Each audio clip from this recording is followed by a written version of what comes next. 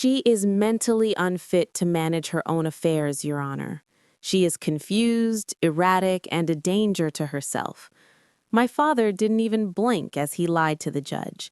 He dabbed at a fake tear, glancing toward the relatives he'd invited to witness my humiliation. I didn't scream. I didn't object. I simply checked my watch. 3 minutes. That was all the time he had left before his entire world imploded. Be honest. Have you ever had someone look you straight in the eye and lie about you just to make themselves look like the victim? Drop a yes in the comments if you know exactly how that feels. I want to see how many of us have survived this. Walter sat down, smoothing his tie as if he'd just delivered a eulogy. The silence in the courtroom was heavy, thick with the judgment of the aunts and cousins he'd packed into the back rows. They were waiting for the breakdown. They were waiting for Rati, the 29-year-old failure, the disappointment, the confused child, to start screaming or begging for mercy. But I didn't move. I didn't blink. I just sat there, breathing in the stale air of the probate court, letting the silence stretch until it became uncomfortable for everyone except me. "Miss Rati?" Judge Morrison said, peering over her glasses.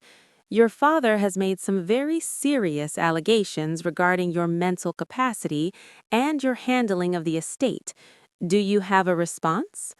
Walter leaned forward, a predator catching the scent of blood. He wanted the outburst. He needed me to prove him right by acting hysterical. That was the currency he traded in, emotional chaos. If I screamed, he won. If I cried, he won. So I gave him nothing. I stood up slowly, smoothing the front of my blazer. I didn't look at the gallery. I didn't look at the judge yet. I looked directly at Walter. I kept my face completely blank, devoid of anger, fear, or sadness. In the world of psychology, they call this the gray rock method. You become a stone. You become uninteresting, unresponsive, and flat. You starve the narcissist of the emotional fuel they need to function. But Walter didn't know that I wasn't being silent because I was broken. I was being silent because I was recording. "Miss Rati?" the judge prompted again. "I'm listening, Your Honor," I said, my voice even and low. "I'm just waiting for my father to finish listing his grievances. I wouldn't want to interrupt his performance." Walter's smirk faltered for a fraction of a second. He turned to his lawyer, Stephen, and whispered something. Stephen wasn't smirking. Stephen was sweating. He tapped his pen against his legal pad, a nervous tick I'd noticed 3 months earlier when I first started tracking their movements. Stephen knew something Walter didn't. He knew that paperwork leaves a trail, and he knew exactly which documents they had forged to get this hearing placed on the docket. I looked back at Walter. He was confident, arrogant, puffed up by the lie he'd been selling the family for years, that he was the long-suffering patriarch holding together a crumbling dynasty, and I was the leak in the hull. He thought he was about to sign a paper that would give him legal guardianship over me and access to the $5 million left in the estate. He believed he was minutes away from total control. I felt a cold, sharp clarity settle in my chest. It wasn't adrenaline. It was the feeling of a trap snapping shut. He thought this silence was my surrender. He had no idea it was actually the sound of a scope locking on to a target. "Proceed," I said, sitting back down. "Let's hear the rest, Your Honor." "Look at her lifestyle," Walter sneered, gesturing at me as if I were a stain on the floor. "She lives in a shoebox apartment in the worst part of town. She wears clothes from discount racks. She takes the bus because she can't afford a car. She has squandered every opportunity I gave her." I listened as he listed my failures like items on a grocery receipt. But my mind drifted back to 2 years ago. I remember the day he showed up at my apartment unannounced. He looked around my 300-square-foot studio with pure disgust. Then he'd driven away in a brand-new Porsche Cayenne, a car I later learned he'd leased using my social security number. He didn't know that the shoebox was a choice. While he was buying $5,000 suits to impress people who despised him, I was building an invisible ledger. Every time he called me worthless, I transferred another $5,000 into an offshore investment account. Every time he mocked my boring data entry job, I was actually managing a $15 million portfolio for private equity firms. I wasn't broke, I was hoarding. I wasn't failing, I was buying. He thought I was taking the bus because I couldn't afford a Toyota. In reality, I was using my liquidity to purchase the distressed mortgage note on his precious country club membership. When he laughed at my thrift store blazer, I was finalizing the paperwork to acquire the shell company that held the lien on his office building. He saw a daughter who needed to be managed. I saw a liability that needed to be liquidated. She has no concept of financial responsibility, Walter shouted, slamming his hand on the table. I looked at him, really looked at him. This wasn't a father concerned about his child. This was a parasite, panicking as its host dried up. He didn't want a conservatorship because he loved me. He wanted it because he was drowning in debt, and I was the only life raft left. He needed legal control over my assets because he had already spent his own. He wasn't a parent, he was a predator, and that was why I felt zero guilt. If I were just a daughter, I might have hesitated. I might have tried to help him one last time. But I wasn't his daughter today. I was his creditor, and today wasn't a family reunion. It was a foreclosure. "Is that all, Mr. Walter?" Judge Morrison asked, her pen scratching loudly against her notepad. "No," Walter said, a gleam entering his eye. He signaled to Stephen. "We have proof of her incompetence, irrefutable proof." Stephen stood up, his chair scraping against the floor like a warning shot. He didn't look at me. He walked to the bench and handed a thick stack of financial records to Judge Morrison. "Your Honor," Stephen said, his voice trembling slightly, "we are submitting evidence regarding the mismanagement of the trust fund established by the late grandmother, specifically the primary disbursement account." Walter couldn't wait for the lawyer to finish. He jumped in, pointing a shaking finger at me. "She lost it, Judge. She lost $750,000 and didn't even notice." A collective gasp rippled through the courtroom. My aunts clutched their pearls. My cousins exchanged horrified glances. To them, $750,000 was a fortune. To Walter, it was the only thing standing between him and bankruptcy. "Explain," Judge Morrison said, flipping through the pages. Her face was unreadable. "Look at the transfers," Walter shouted, abandoning all pretense of decorum. "Over the last 24 months, huge sums have been wired out of that account. 50,000 here, 80,000 there, all to shell companies, all untraceable. And she did nothing. No police reports, no fraud alerts, nothing." He turned to the gallery, playing to his audience. "My daughter is so mentally checked out, so disconnected from reality, that she let a thief drain her inheritance dry. If we don't step in now, she will be on the street in 6 months." I watched him perform. It was masterful in a sick way. He was framing his own theft as my incompetence. He was banking on the fact that no sane person would let that kind of money vanish without screaming. Therefore, I must be insane. Therefore, he must take control. "We are filing an emergency motion," Stephen added, wiping sweat from his upper lip. "We request immediate freezing of all assets and the appointment of Walter as temporary conservator to stop the bleeding." Walter looked at me then.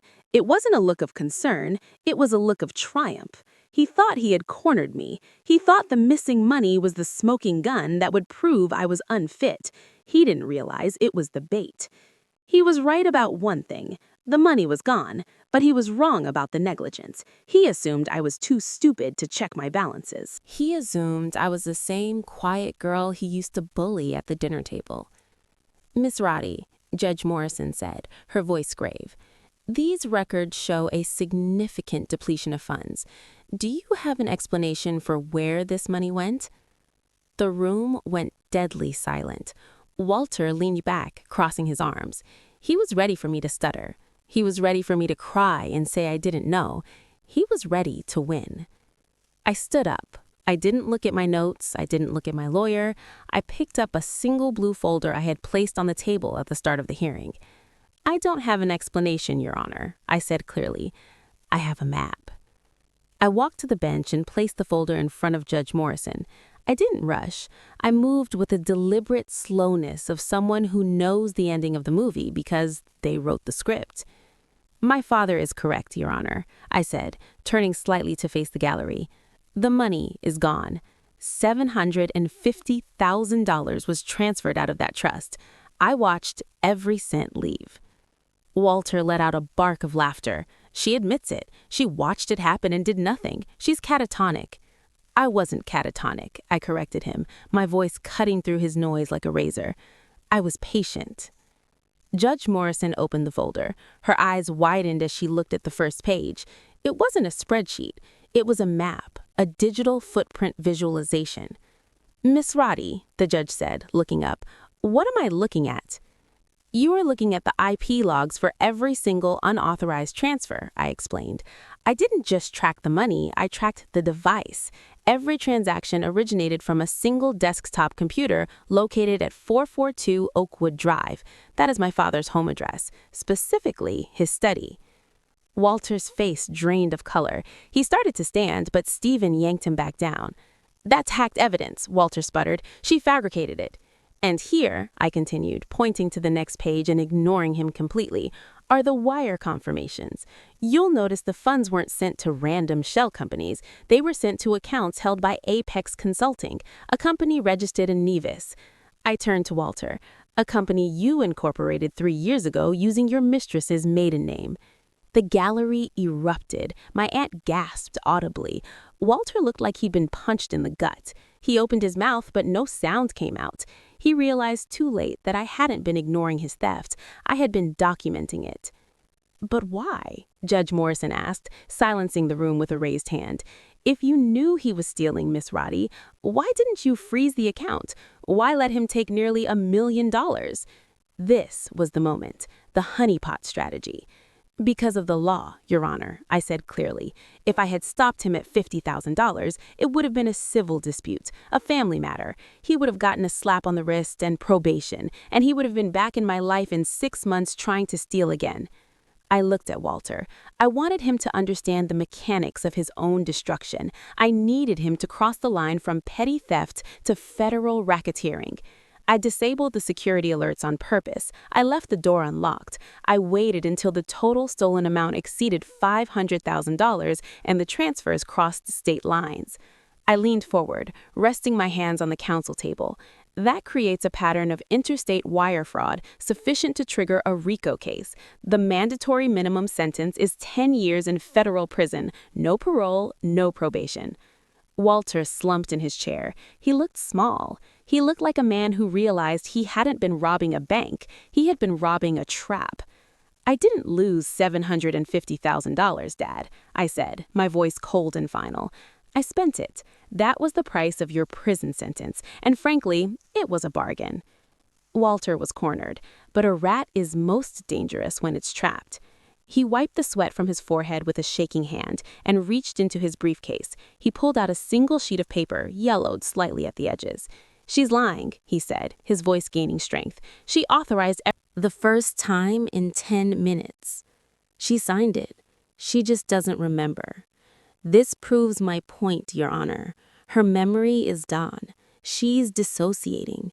She creates these paranoid fantasies about RICO cases because she can't face the reality that she gave me permission. The room shifted again. I saw my cousins whispering. Maybe he's right. Maybe she is confused. Even Stephen, the sweaty lawyer, sat up straighter, looking hopeful. If that document held up, the theft wasn't theft. It was authorized management. My RICO case would evaporate. The honeypot would be useless. Judge Morrison looked at me. Miss Roddy, is this your signature? I recognized the document instantly. 2 years earlier, buried in funeral paperwork. Walter had slipped it in front of me. I signed without reading, a mistake that started the war. It looks like my signature, I said. Walter pounced. See? She admits it. She's forgetful. She needs a guardian. He thought he'd won. I let him enjoy the illusion for one breath. Then I opened my bag and handed over a second folder. That form gives you control of one account, I told him calmly, but it doesn't give you a place to live. I revealed the truth. I had quietly bought his law office building, and he hadn't paid rent in months. Eviction was filed that morning. I also bought the note on his house. I own your office. I own your home. I own your debt. You came to take guardianship. You're leaving as my tenant. He crumbled. The courtroom watched his ego collapse. I slid a withdrawal and confession across the table. Sign it. 30 days to leave. Refuse, and the locks are changed by noon. He signed, muttering that I would always owe him. The doors burst open. Federal marshals entered with the U.S. attorney. Walter was arrested on the spot, perjury activating a sealed indictment I had tipped off months earlier. No one defended him as he was dragged out. Outside, the sky felt cleaner. I finalized the sale of his house, deleted his number, and walked away. Peace isn't given. You take it. And sometimes the strongest move is letting them bury themselves.